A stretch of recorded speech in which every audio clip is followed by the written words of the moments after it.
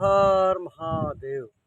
सतगुरु नाम या शब्द की खोज मनुष्य अपने आप नहीं कर सकता। अंदर जाने का मार्ग, शब्द से जुड़ने की विधि और अंदर रूहानी रास्ते पर चलने का तरीका केवल संत ही जानते हैं। आँखों के केंद्र, 10वें द्वार या मुक्ति के दरवाजे की कुंजी संतों के हाथ में है और केवल वे ही जिज्ञासु की आत्मा को अंतर में शब्द की चेतन धुन के साथ जोड़ सकते हैं।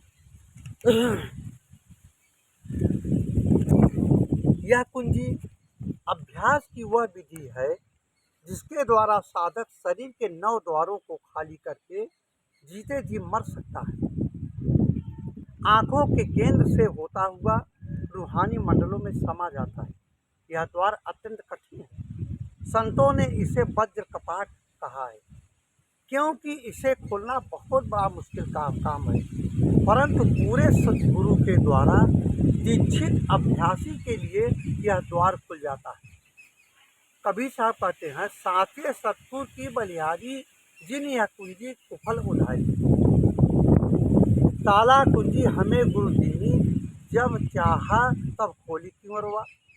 प्रेम प्रीत के चुनरी हमारी, जब चाहो तब नाचो सहरवा। कहें कबीर सुनो भाई साधु, बहुत न आवे तो समझदार अंदर के द्वार की कुंजी सतगुरु के हाथ में आई। यह द्वार और किसी से नहीं खुल सकता। कबीर साहब कहते कि आत्मज्ञान रूपी पदार्थ मनुष्य बाहर ढूंढता है और पा नहीं सकता। इसे पाने के लिए इसके भेद के ज्ञाता सतगुरु का मार्गदर्शन आवश्यक है।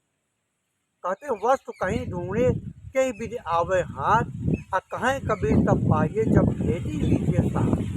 भेदी लीना साथ कर दीनी वस्तु लखाए, कोटि जन्म का पंथ सा पल में पहुंचा जाए।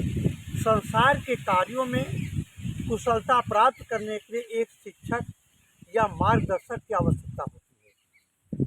जन्म से ही मनुष्य औरों से सीखता है। माता पिता से वह खाना, बैठना, चलना और बोलना सीखता है।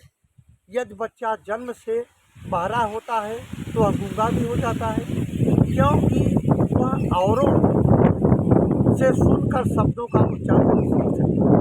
बड़े होने पर मनुष्य अपने रिश्तेदारों, मित्रों और शिक्षकों से निरंतर शिक्षा ग्रहण करता रहता है।